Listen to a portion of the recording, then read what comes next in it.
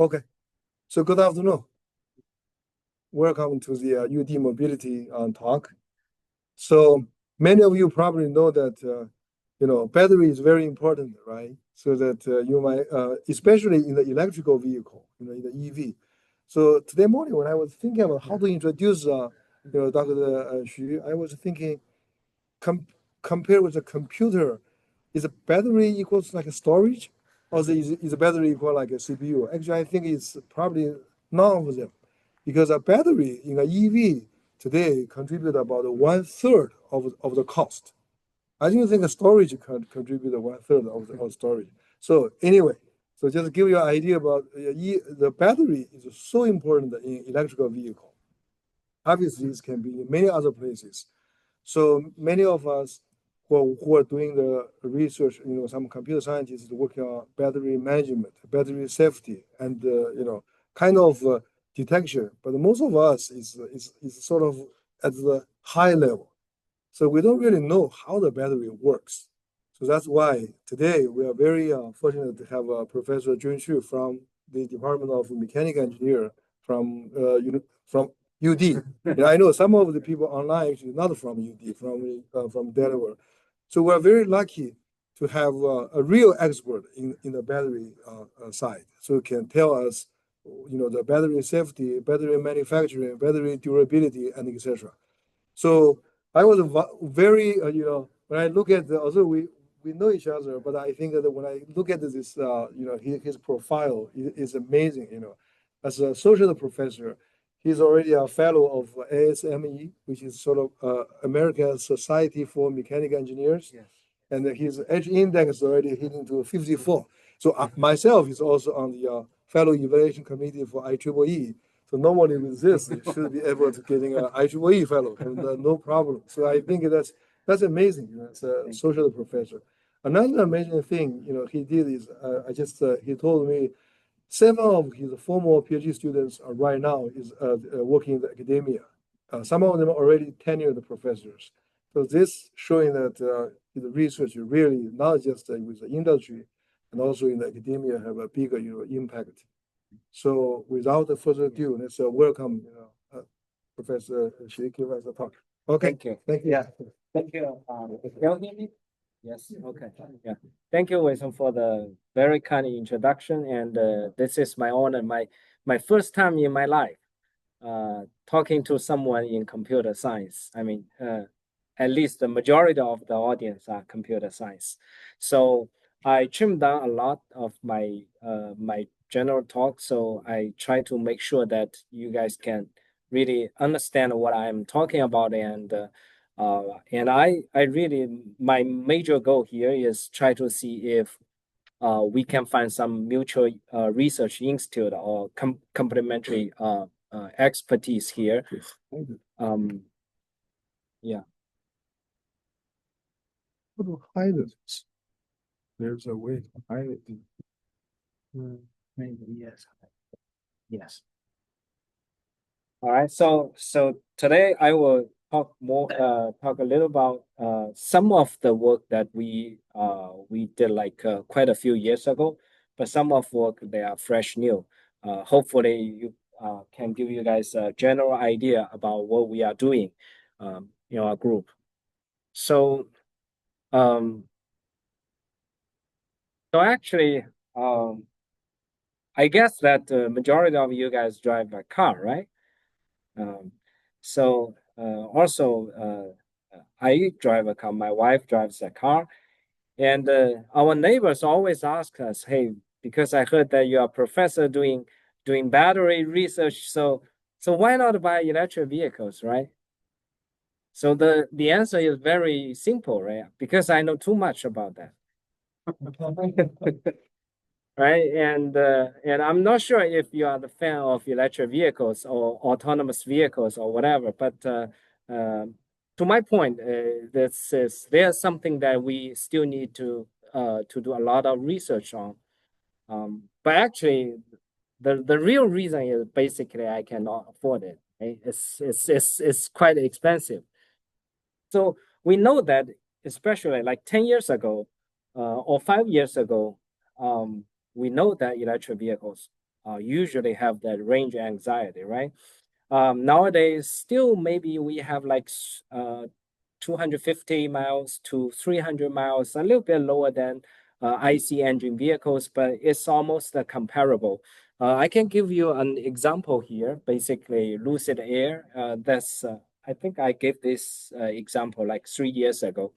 That at that time it can already hit 600 miles for the range. So I don't think range is no longer a kind of a bottleneck for the EV. And another thing is charging time. So I think charging time still bothers people a lot, especially with very limited numbers of charging stations available along the roads, right? I'm not sure how the situation in US here, but yeah, I have some friends in China who complain to me a lot that sometimes they have to go to the charging station like in the midnight because at that time no people are there. Otherwise, one car will occupy at least 1 to 2 hours. So people try to propose those so-called ultra fast charging, right? So they can charge the battery at one shot. And but still we need like 30, 40 minutes. Um, and uh, as actually a side effect for those fast charging is basically you make the battery degrade much faster. Yeah, so this is a cost that you have to pay. So I call it like half solved, right? We already have some sort of solution. Actually, a very important um, topic here and is seldom like discussed or not so widely discussed is battery safety issues. The reason is very simple. I talked to someone at DOE like 3 years ago.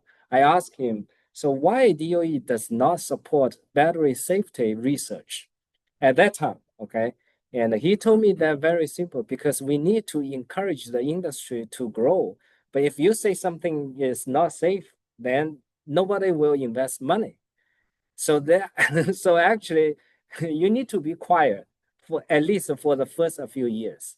And then once the industry booms, then you can say, okay. So nowadays we can see that starting from like last year, 2 years ago, that we can see DOE issued some research funding calls for battery safety, etc. Um, and another thing that we think battery safety actually, lots of people are trying to solve the problem or try to improve the safety, but actually with solving the range anxiety and the charging time, basically we need to use larger battery pack and the fast charging technology, which actually causing more safety issues. So this is something that actually not only we have limited progress, but also I can see some of the cases actually they are even more severe than previous in the beginning of the EV trend. So let's see, I just put these two videos. This one was experiment done in my lab. So we just using a mechanical loading machine, try to trigger the internal short circuit, and there will be a fire. And this is a video that one of my friends shared with me that's taken by a CCTV surveillance camera. This is not an electric vehicle battery, okay? This is only an EV bicycle. So you will see not only it catches fire without any like evident like impact or abuse loading, but also you may see the propagation. You see, that's very scary, right? So let's see. Yeah. Yeah, I just want to stop here. Okay. Yeah, so this is only one minor, okay, relatively minor. Nowadays, if you can see some of the major cities like Beijing, they have issued some regulations that you can no longer park your EV bicycles in the lobby or in the corridor of the building. So there are lots of accidents. And also I can share with you some data from New York firefighters. They actually got a lot of battery accidents, even in the charged vehicle, because people just dump the batteries when they think it's used, and then they caught fire. Okay. So we try to summarize this process. Basically, we have external triggers or we have internal triggers, saying that because we cycle the batteries, we got battery degraded, then there will be some internal triggers. So this will cause the first milestone safety event, which is internal short circuit. Okay, so the internal short circuit will cause a temperature increase, gas generation, such that as a sealed container of a battery casing, then you will have the internal pressure increasing, right? And then you will trigger the thermal runaway. The thermal runaway is actually a series of side reactions, thermic side reactions there. And in some extreme cases, you will have the fire or explosion. So this is the whole process of the so-called safety issues, right? We try to understand what is fundamental mechanism there, what is the knowledge that we can understand this process, such that my goal is very simple. Once we understand this process, and you guys can develop even more smarter or more intelligent ways to either to monitor, to diagnose, or to prevent those kind of the safety event, right? So when we look at the videos, we see actually there are lots of physical phenomena that we can observe, right? Like temperature increase, like fire, like a voltage drop, and also the battery deforms. All those kind of physical phenomena, they not only couple within each their own individual domain, but also coupled across domains, including electrochemical, mechanical, and thermal. So that actually requires us to understand requires a multiphysics perspective to understand this process. So the first part that I like to introduce to you is so-called electrochemo-mechanical understanding at the cell level. Okay, so I think this is more straightforward to you guys, right? This is a battery cell. Okay, nowadays we can no longer take our battery from cell phone or from the computers because they design it as an integration, right? But in old days, like when you're using Nokia, right, and then you can easily take out the battery cell. So this is one cell that we have. So what we are trying to see is, okay, so let's see if the say for example electric vehicles has a car accident and it crashes to some object, so it will create mechanical abusive loading, right?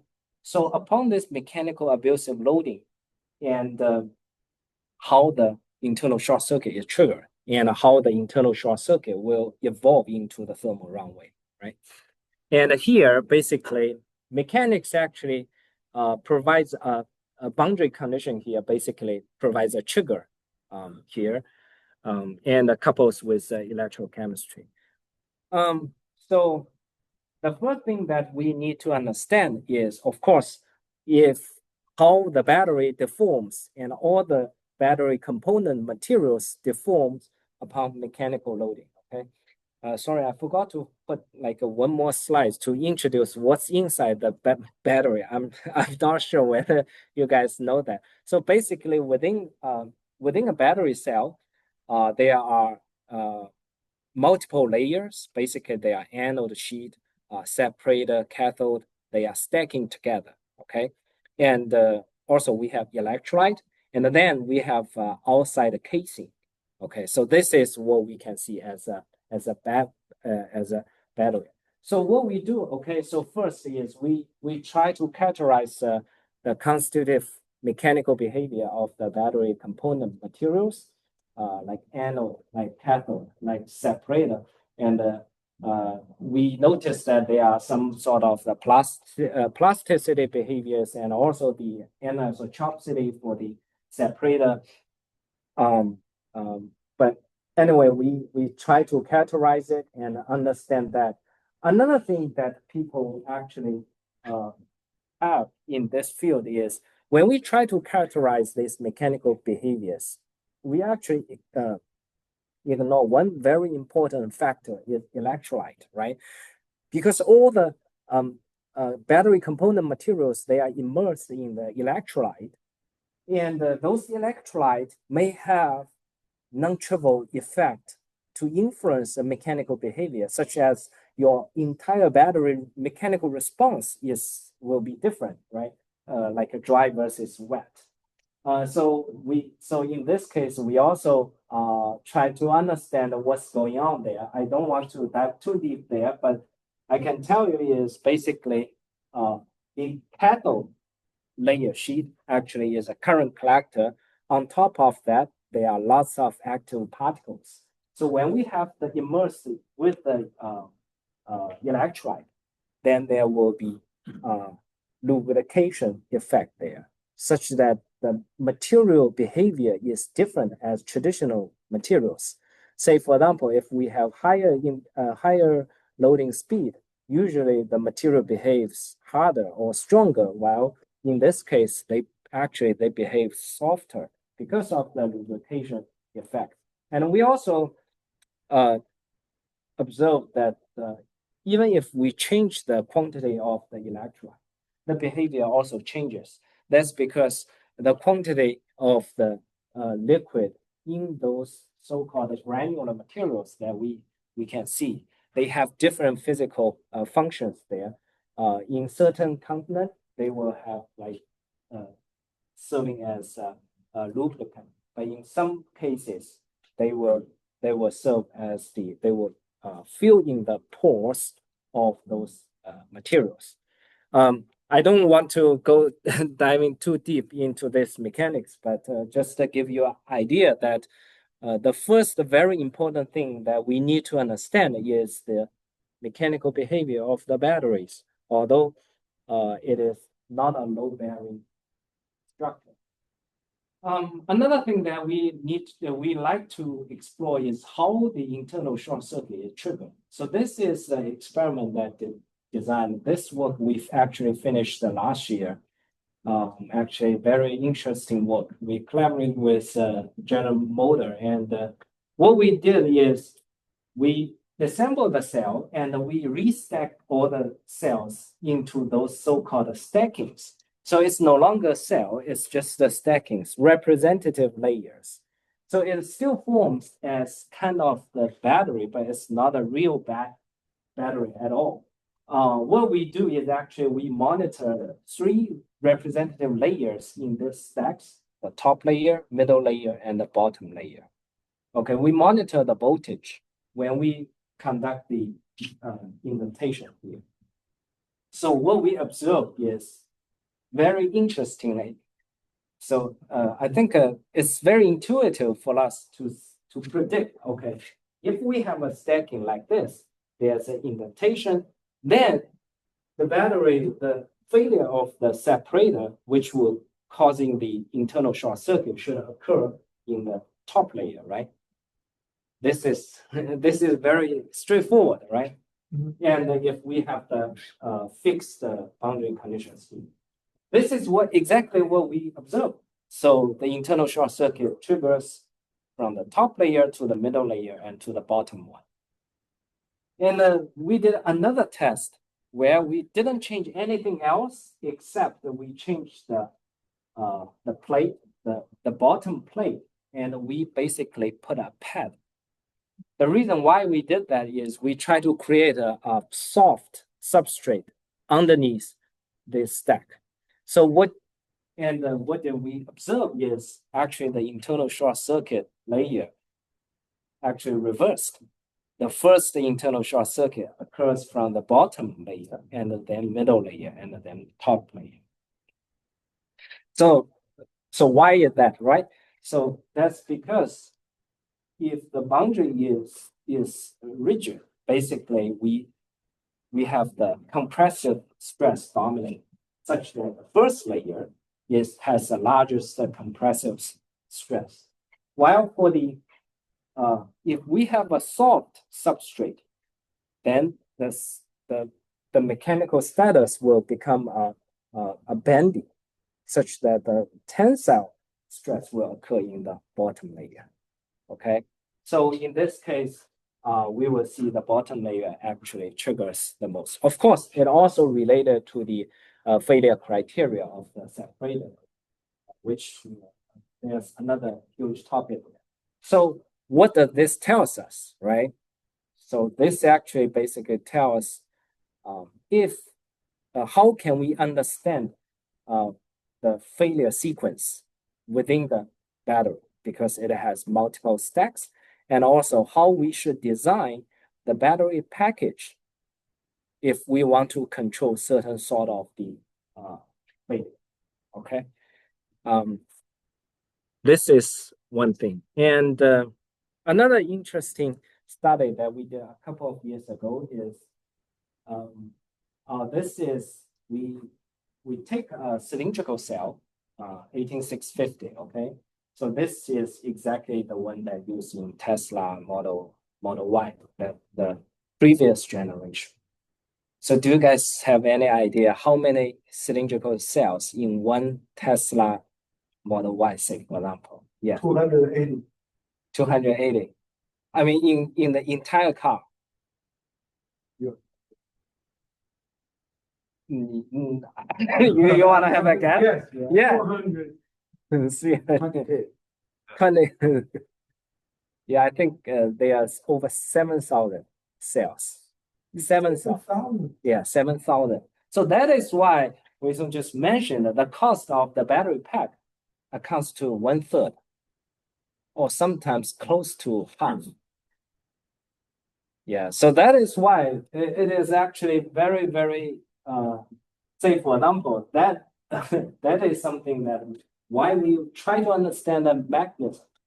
Because, for example, if you hit by a curved stone, very small minor crash, are you going to change your whole battery pack, or you just keep it as is and drive? Right? So this is a very big challenge. I mean, not only for OEMs, but also for customers as well, for users, right? So anyway, yeah, so this is the cell that is used in Tesla car 18650. Now, and then later on, they changed to larger one, 2710, and then they changed it to another 4680, more and more larger. Okay, so for this, what we did is we try to understand how can we determine the internal short circuit occurrence using a mechanics way. Okay, because it is a mechanical abusive loading. How can we determine it? So the easiest way is very simple. You just connect the two terminals and then monitor the voltage. Once the voltage drops, and then of course it's short circuit, right? Or sometimes you can measure the temperature, right? The temperature rises, meaning that there is still heat. So what we do is we actually based on the material property constitutive law that we developed previously, and then we put it into the FE model. And interestingly, what we found that actually using the equivalent plastic string here, we can actually matches with the highest temperature occurs during this process, which we use infrared cameras to capture. So basically, we found that this PEQ value, which is a string, the deformation value actually can be a very good indicator for the internal short circuit. Okay, so this is one thing, and then what we do is, okay, we still don't know. We only know that the internal short circuit occurs, right? But actually, if we look at the component or structure of the materials, we know that for cathode, we have current collector plus active materials like LFP, LCO, NMC, depending on your chemistry system, right? And for the anode, we have graphite or silicon and plus the current collector. So for this, we have 2 by 2, basically in theory, simple combination, we can have 4 modes of the internal short circuit, because any part of from the anode touches with any part of the cathode will cause an internal short circuit. But why we would like to identify different modes? That's because based on physics, right? Different involving materials get a short circuit. It depends on the material property. They will have different resistance, right? So this is the reason why we like to further identify which internal short circuit mode occurs during this process. This is what we did. We actually invented this testing methodology, and there are lots of people following this one. Usually people are doing nail penetration in the industry or in the research paper, but here we don't use nail penetration because we think it's not mechanically reliable. Instead we use indentation. So with indentation, we can see actually from 0.1, 0.2, 0.3 with the loading goes on, we can see actually we can trigger different internal short circuit mode very clearly and separate. And this is the first, the very good methodology to trigger highly repeatable and stable internal short circuit mode. How can we know? Because we can stop here at 0.1 and disassemble the cell, like post-mortem examination. We can see how which part they are in contact. And another very solid evidence is we can monitor the voltage drop. With the voltage drop, we can estimate the contact resistance. So this is also a very interesting study that we showed in a simple one loading, we can actually create different internal short circuit mode. I'm not sure if I also include a follow-up study there. Okay, so the first two actually we discussed about the lithium-ion batteries with pouch cell format and also cylindrical format. And here what we did is we actually studied the sodium-ion cells, right? Sodium-ion cells, the reason why it's very popular because it's cheap. But the problem is the energy density is not so high because the sodium ion, the radius is large and big, right? So obviously the energy density is lower, but it actually is cheap, right? Cheap is very important. And another thing is Earth's abundant material for sodium. For lithium, it's not, right? So we compared, we established our model and did a comparison study. And what we found that actually sodium ion cells in the small format actually is safer than the batteries. This is basically the model that we established. Our model can predict how the force increases and how the voltage drops and how the temperature increases. So this is something that I am thinking that if we can modify our physics-based model into somehow simpler control enabled model such that we can using this model to monitor the cells to detect possible temperature rise or whatever. Yes, and this is very a follow-up study that we did based on the IC mode is we are actually constantly asked or by default, we think aged cells are usually more dangerous than fresh cells, right? Do you think so? Yes, I think so, right? Right? Yeah, so aged cells usually are regarded as more dangerous than fresh cells. Why? Yeah. Well, why do you think it's more dangerous? Yeah, old. Why old cells are more dangerous? Like already abused. It's already abused. It's already cycled. I'm not talking about like the damaged cell. Okay. But have you ever thought of, because it's being cycled, actually the available usable energy or capacity that what we call it in the battery, actually the capacity lowers significantly. So how do you see that? Basically, you carry something like more, as you mentioned, maybe more unstable, while the amount of the bomb is smaller. So which way do you think is safer, right? Which way would you like to take? All right. Okay. So what we did here is we investigate this problem by limiting our research or defining our research scope as within the mechanical abusive loading. Okay. We have another study talking about the thermal abuse loading, and I can tell you the results are completely different.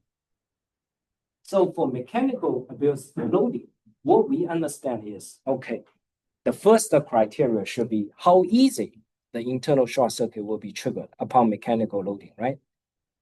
Because if the easy it can be triggered, meaning it's more unstable, right? But what we found actually for aged cells is actually the triggering of internal short circuit is delayed. The reason is we did lots of characterization there. I just want to explain to you is because the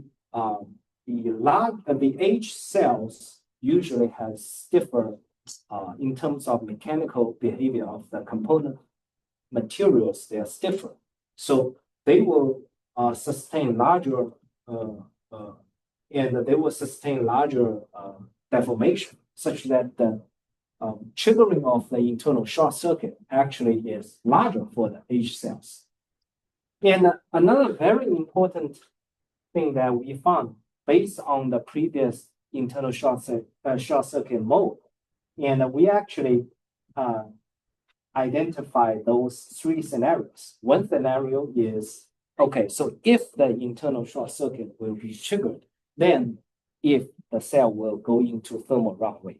So the mode 1 will be going into the thermal runaway. The mode 2 will be no thermal runaway.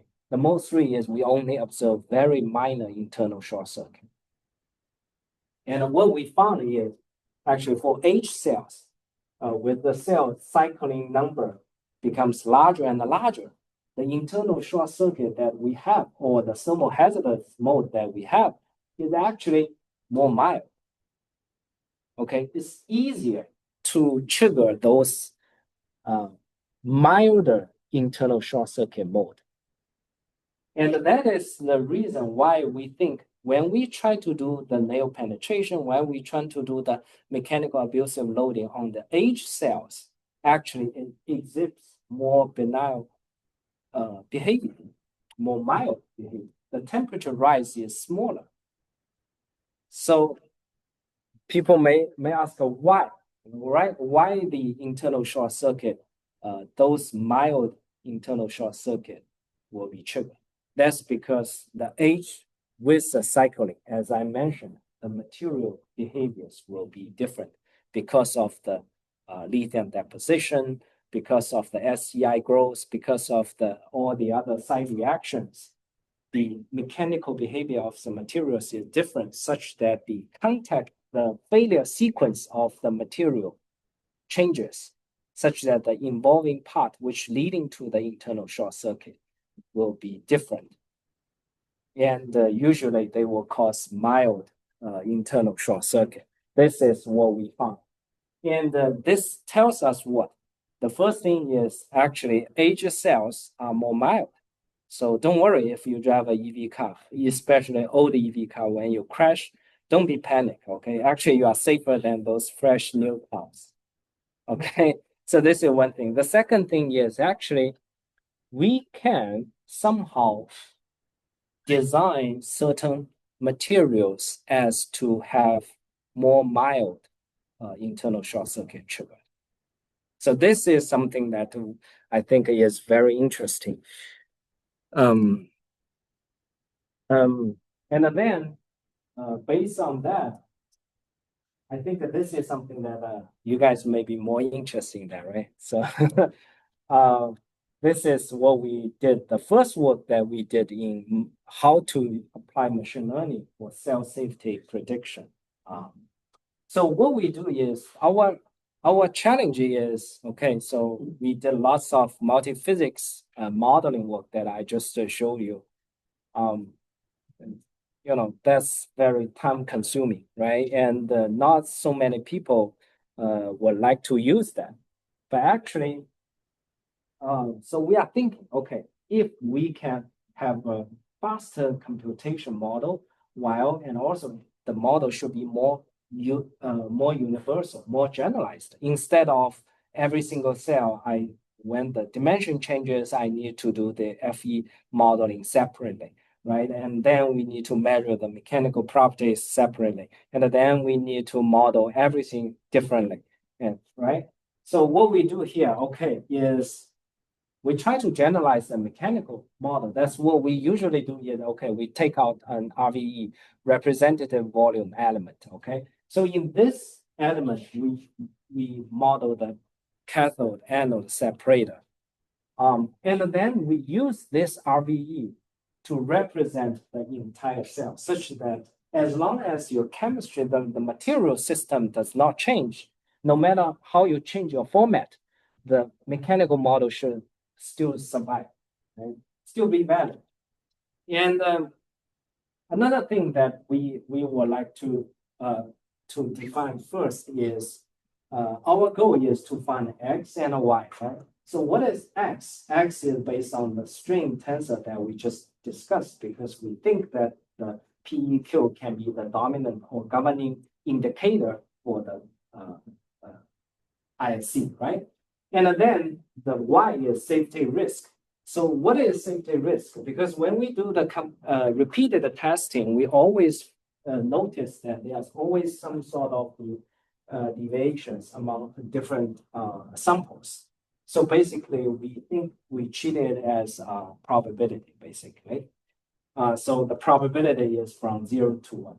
So basically, what we try to do is we try to establish a correlation between string tensor and the safety risk here. Okay, so actually, some people attacked us saying, okay, so here we use our established multiphysics model to generate a string tensor, right? You can never measure it directly. They say that, okay, the data that you are using for training are not ground truths, right? But actually, what I think is actually the model actually can provide more intrinsic physical quantities, which cannot be measured in the real world experiments.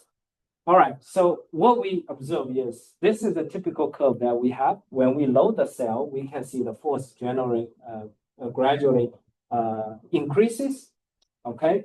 And then the red curve, they are safety risk. So meaning what? Meaning in the first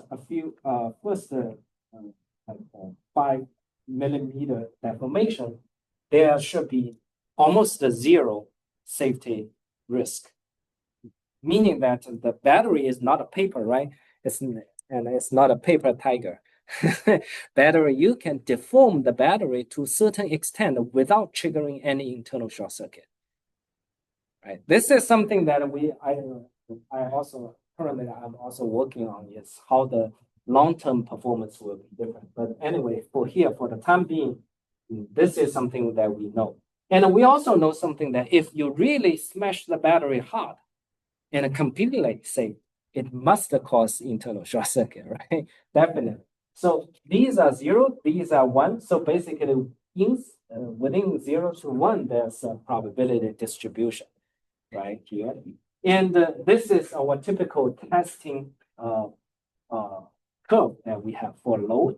And for this testing process, we actually at each step, we have the model. For each step, we can extract all the string tensors from the model. So basically, one experiment can generate tons of data for us, right? So for example, the string tensor status here representing 0 probability, string tensor status here representing 0 probability, but here they may representing like 20%, or here they may represent 99%, right? So basically, one curve can actually help us to generate tons of data from it. This is something I think because each point that we get can represent one specific status. Let's see how the model works. Okay, so Of course, this is a validation. The first one is a validation model. Actually, it fits very well. But not only that, okay, so our model is validated by the experiment. The training data is for the cylindrical cell upon indentation. And we also using the compression, and we also using the 3-point bending here. And we also change the format of the cell to be in the pouch cell instead of the cylindrical cell, and also changing the loading. And we can see that actually the prediction are pretty good. So meaning that actually the this is not so-called physics informed. It's just basically we use our physics multiphysics model to generate the data, and using those physical quantities try to train the model. We also previously published some papers using mechanics way to provide a sort of the prediction. That's because we know that PEQ can be an indicator, okay, but the problem is the material failure criteria actually is very complicated. So sometimes we never succeed in the prediction. And if we compare our machine learning model versus the pure physics prediction, we can see actually the accuracy is way higher. This is a reason why we think that actually there's some sort of the hidden or unsolved physics can be somehow bridged by the machine learning algorithm. Yeah, this is the first part.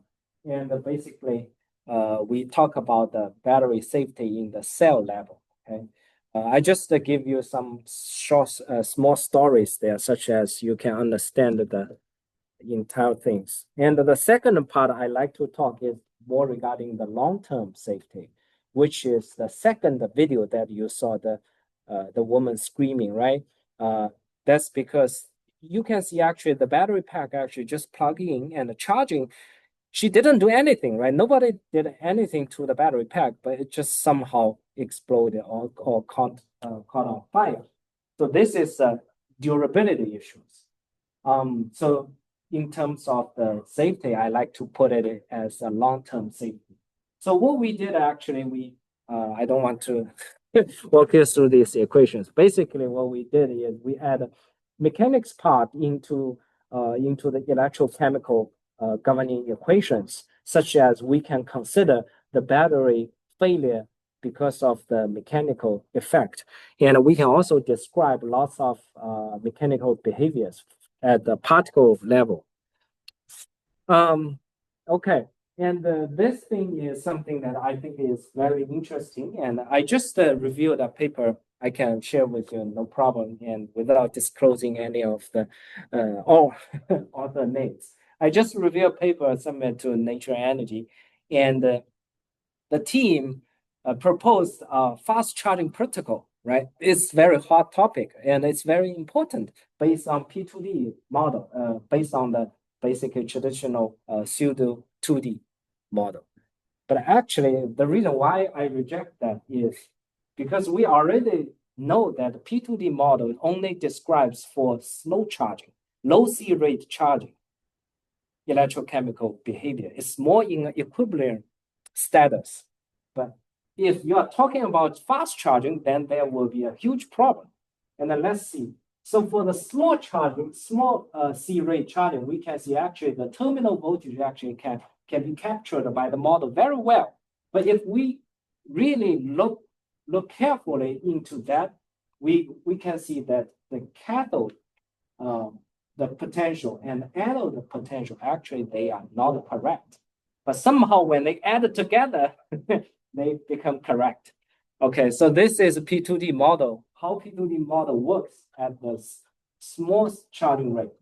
And for the larger charging rate, and we can see actually the deviation for the anode and the cathode potential actually becomes larger and larger. And when they add up, they can no longer match the terminal voltage that you measured from the cell. There's a huge deviation there. So what we did is, don't worry about all the electrochemistry part, okay? What we did is, first of all, because for anode, we actually see there's a very important phase separation phenomenon, meaning that actually the lithiation on the anode part, they are not uniform. Okay, you can just simply comprehend as this way, such that we can no longer using a line to represent the anode. We should model different particles. Okay, and the other thing for the cathode, actually, and also we need to using phase separation model instead of fixed law. Okay, for cathode, the fixed law still holds, but the problem is actually it also has certain phase separation phenomenon. We also need to add that. So we do not change the fixed law, but we need to model it into 2D phenomenon. So here, then we can see our model can actually describe the battery charging discharging behaviors at various charging rate.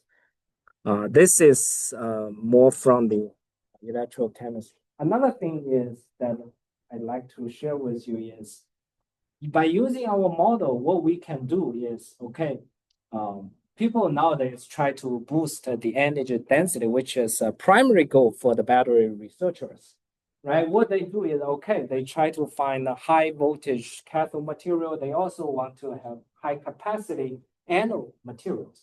Now they think silicon is a good candidate. Why? Because silicon, the capacity for silicon is way higher than graphite. But the problem for silicon is they have large deformation. So in terms to solve this problem, nano engineers, what they do is they create different nanostructures like core-shell structure or simple mixture. So all these fancy structures, they are publishing in the in the journals that you can find. They do not consider any of the possible applications there, but these are the fancy games that they are playing with. But important thing is whenever they fabricate those materials, they feel that, okay, why the performance does not behave like what I expect? Okay, one of the reasons, I cannot say all the reasons, but one of the primary reasons is they do not consider the mechanical failure there. Say, for example, for core-shell structure, there will the core will be silicon and the shell will be carbon, such that the large deformation of the silicon can be constrained by the carbon, while the silicon can provide a larger capacity. So in this case, when you're charging the cell, the particle expand and you will cause a shell fracture. And during the discharging, and you will have the shrinkage, then there will be debonding between the core and the shells. So our model can consider this and then explain which design is better. Okay, so this is something that I think from the material design perspective. Another more commercially mature way is just to do a simple mixture. Okay, we don't do like fancy core shell structure. That's too costly. But the mixing of the silicon and the carbon, the problem is they do not share the same OCP curve. Basically, the intrinsic lithiation curve, they do not share the same. So in this case, once they have heterogeneous material together, and then the diffusion and the lithiation behavior will be different. This is what you don't need to understand the physics here, but I just want to show you this number is percentage of the silicon added into the pure graphite anode. And you can see that the more silicon is added, and then this is anode, right? And you can see the expansion of the cell, okay? I'm not sure whether Apple cell phone, the battery is using silicon-based anode, but I can tell you the other cell phone brand like Xiaomi, right? Do you know, like, right? They already using the silicon-based anode materials, and they are trying to solving this large volume expansion problem. This work and with that we can also understand the reason why we like this multiphysics model is we can not only see what we can see in the physics world, but we can also see, say, for example, lithium ion concentration and electrolyte polarization, which we can never be able to see in our normal world. Okay. But, one of the major important issues in the cycling, in the battery durability issue is the lithium deposition. So how can we understand this? Let me just give you a very simple example. Like in our, if we have a class, in our classroom, we only have 10 chairs, but we have 20 students coming, okay? So only 10 students will be allowed coming into the classroom and sit on the chairs, right? So then 10 students have to stay outside. So these students staying outside is when during the charging or degradation process, those lithium ions cannot be intercalated into the anode materials. They have to wait outside. And then they become lithium metal and they deposit there. Okay. And then once the class is over, and then we can the 10 students going out. Now we have empty room and we have 10 chairs available. Now the 10 students have two options, right? Either directly leave or go into the classroom to take the chairs, right? So in batteries, they have some, the lithium ions, part of the lithium metal will again intercalated into the anode materials, become lithium ions.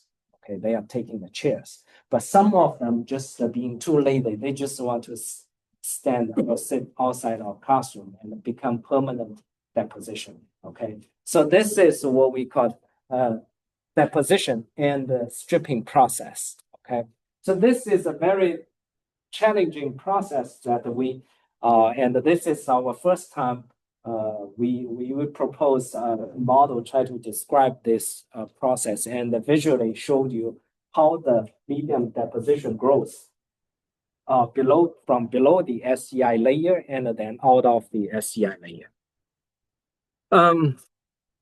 Yeah, I think I need to finish it quickly. Okay, and this is a work actually. I think you guys can be expert. I'm just trying to catch up with you guys. I asked a student, okay, can we have a battery cycle life prediction? That's for high school student project. Okay, that's and because lots of people have done that, right? They predict it. So what we did different is the very important thing is they have a specific data set to train. Okay, they have LFP cell, they have LCO cell, and then they predict the corresponding specific batteries. But what we try to do is, can we develop a machine learning model that can predict the batteries with more generalized chemistry system, saying that if we can predict LFP, NMC, LCO, and we can predict all types of the batteries. Okay. So what we do is, okay, we take this and to be honest, we found that the predicting cycle life is horrible. The result is not very good. But we just took one step back. Okay, what did we do is we do the knee point prediction, right? So what is knee point? Knee point basically in this cycling curve, you may see the discharge capacity will first initially dropping slowly, okay? And then at a certain point, it suddenly drops very fast. So this point that we define as a knee point. We're trying to predict this knee point instead of predicting the entire cycle life.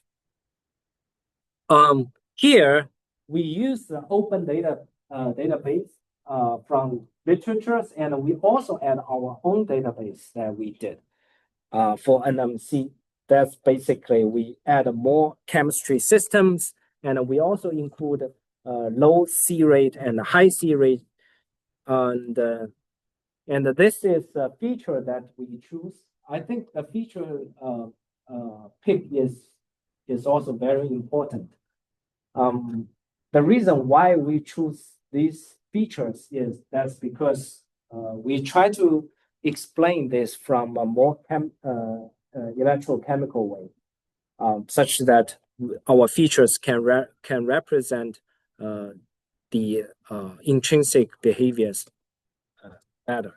So this is the battery cycle life prediction. I think you guys should be very familiar with this. We just, for me, I'm still a beginner here, okay? Don't attack me too much, okay? So here we play with the data. We input the data like 80%, 20%, and then shuffle it. And then we have the secondary data set, and then we test it, and then we output the result. Actually, this work actually was also collaborated with Yixiang. So this is our result, and the reason why I like to show you here is I showed you 2 features versus 5 features, okay? So if we actually, paper, we claim that, okay, more features will have better results. Of course, it's like you have more parameters, right? You have higher order of the polynomial, then you can describe everything. That's very simple. But actually, we can see that the gain actually is not very much. Okay, so this is a trade-off. I'm not sure which way we should go, but we do show that in certain extent we can achieve single-digit deviation for the prediction. But you also maybe identify some of the outliers here. They have a large deviation. This is some of the batteries, they die very quickly. I don't know the specific reason, but I can tell you it probably because of the manufacturing defects or whatever. So for those batteries, actually, we are not able to tell from outside, basically. So we are doing another work is we're trying to see what else we can use as features to identify those differences, or to identify those so-called high quality cells and low quality cells to do a quality assurance. Yeah, and do I still have time or? Yeah, I'm sorry, but yeah. Okay, so I just want to show you that this is the how we understand the intra-cell thermal front propagation. Basically, why we like to understand it. Once we know where the internal short circuit is triggered, basically it serves as a hot spot, right? And that's how this hot spot propagates within the cell. This is something that we use mathematical model. Basically, it's quite simple. It's basically heat transfer. And then we explained, do you know the blaze cells from BYD, right? They have demo shows that their batteries, even upon nail penetration, there will be no thermal runaway. The reason we explained here actually is because of their surface volume ratio, basically. And we also compare with the synchrotron pictures. We collaborate with Unreal, and they have access to synchrotron machines, and they can monitor the material melting. And our prediction for the thermal front actually matches their material melting very well. And this is one cell, and then we can do multiple cells, right? Maybe this is the last video you can see. I can show you here. Yeah, this is 2 cells, right? And gradually you don't see, yeah, 2 cells, okay? And I can also show this is 9 cells, right? Basically, we just trigger from one cell to another neighboring cells. I have more videos if you are interested, okay? So for this, we actually also would like to model it, try to describe it, and try to understand how the propagation behavior it will be. Why it is important? That's because especially for electric vehicles, there are certain regulations. Like you need to at least have, like, say for example, 5 minutes or 15 minutes allow the passengers and drivers to escape from the vehicle. So this is also provides us some sort of the knowledge of how to design without changing anything else. Okay, only changing the packing modes. Okay, because we have different packing modes, and then you can basically change the thermal runaway propagation. Yeah. All right. I think yeah. So I like to give my acknowledgement to my collaborators and my students and my sponsors. And thank you very much.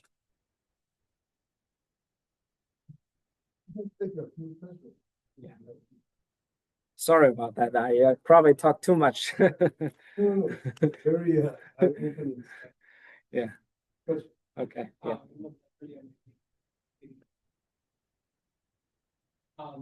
My one question is like internal short circuit that happens in like the cells. We don't want to deliberately use our cells, or like we want to handle it very carefully.